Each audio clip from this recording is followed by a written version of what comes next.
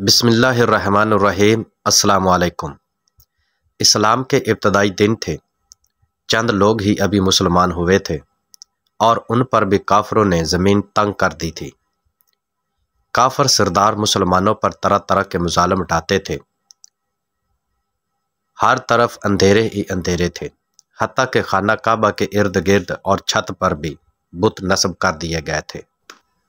ایسے میں نبی اکرم صلی اللہ علیہ وآلہ وسلم پر ایمان لانا موت کو گلے لگانے کے برابر تھا۔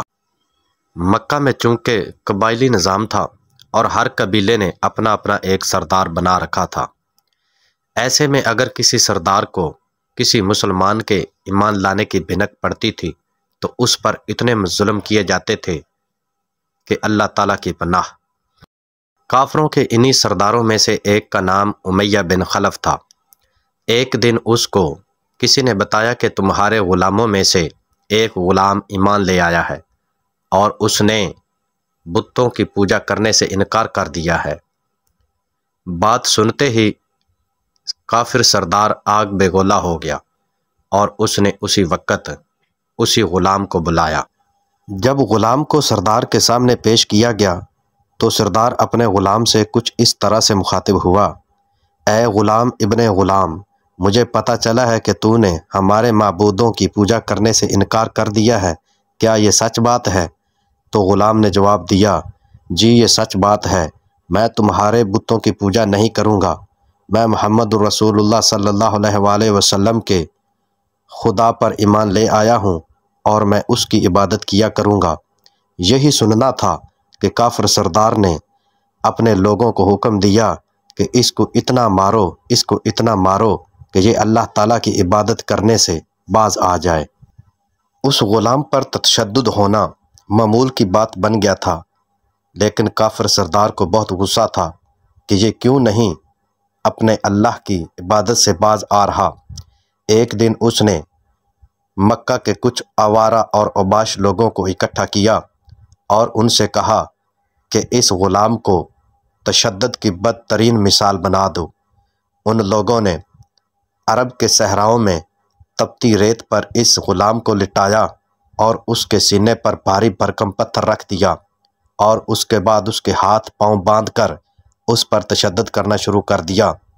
جیسے جیسے وہ تشدد کرتے جاتے اس غلام سے اسی طرح سے احد احد کی آواز آتی جاتی تھی، وہ باز نہ آتا تھا، حتیٰ کہ مار مار کر اس کی چمڑی ادھیڑ دی گئی تھی، مگر اس کی زبان سے ایک ہی کلمہ نکل رہا تھا: احد احد، یعنی اللہ ایک ہے، اللہ ایک ہے، میں تمہارے بتوں کی پوجا نہیں کروں گا، جو کرنا ہے کر لو۔ ایک دن ان آوارہ لڑکوں نے اس غلام کے کپڑے اتار دیے اور لوہے کی چادروں میں اسے لپیٹ کر صحرا میں تپتی دھوپ پر کھڑا کر دیا۔ سارا دن کھڑا کرنے کے بعد وہ غلام باز نہ آیا اور احد احد کی صدائیں لگاتا رہا۔ ایک دن اسی طرح سے ہی لوگ اس غلام پر تشدد کر رہے تھے کہ اچانک ادھر سے حضرت ابوبکر صدیق رضی اللہ تعالی عنہ کا گزر ہوا۔ جب حضرت ابوبکر صدیق رضی اللہ تعالی عنہ نے یہ منظر دیکھا تو آپ کو انتہائی دکھ اور تکلیف ہوا۔ آپ اس سردار کے پاس گئے اور اس سے کہا: اے امیہ ابن خلف، تو اس غلام پر اتنا تشدد کیوں کرتا ہے؟ اگر وہ اللہ تعالیٰ کی عبادت کرنا چاہتا ہے، اسے حق کی روشنی نصیب ہو چکی ہے، تو تجھے کیا اعتراض ہے؟ تم اسے فروخت کیوں نہیں کر دیتے ہو؟ تو امیہ ابن خلف بولا: اگر تم خریدنا چاہو تو خرید لو۔ حضرت ابوبکر صدیق نے جھٹ سے کہا: جی میں اسے خریدنا چاہتا ہوں، بتاؤ کیا دام لوگے؟ سردار نے کہا کہ تمہارے پاس فسطاس رومی نامی ایک غلام ہے، مجھے دے دو، بدلے میں یہ تجھے دے دوں گا۔ حضرت ابوبکر صدیق نے کہا: مجھے سودا منظور ہے۔ اسی وقت سردار بولا: میں ساتھ میں 40 چاندی کے دینار بھی لوں گا۔ حضرت ابوبکر صدیق نے کہا: ٹھیک ہے، مجھے یہ بھی منظور ہے۔ پھر اس طرح سے اس غلام کو حضرت ابوبکر صدیق رضی اللہ تعالی عنہ نے خرید لیا اور اس کو لے کر بارگاہ رسالت صلی اللہ علیہ وآلہ وسلم میں پہنچ گئے۔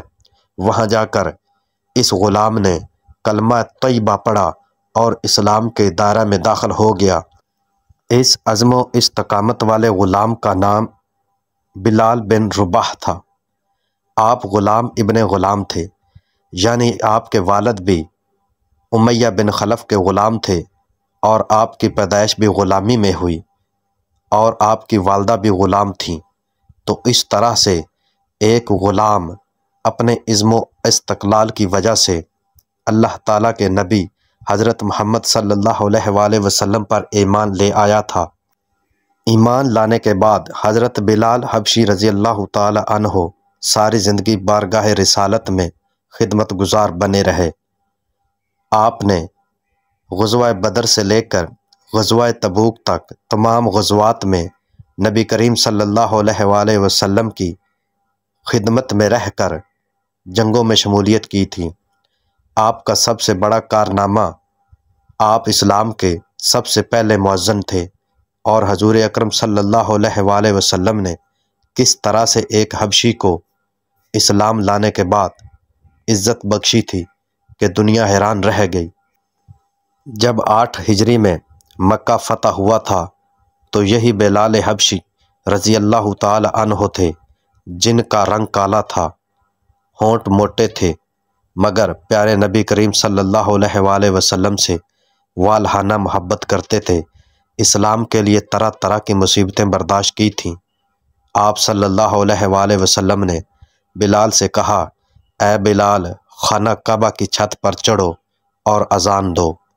تو یوں حضرت بلال حبشی رضی اللہ تعالی عنہ نے فتح مکہ کے دن اذان پڑھی تھی۔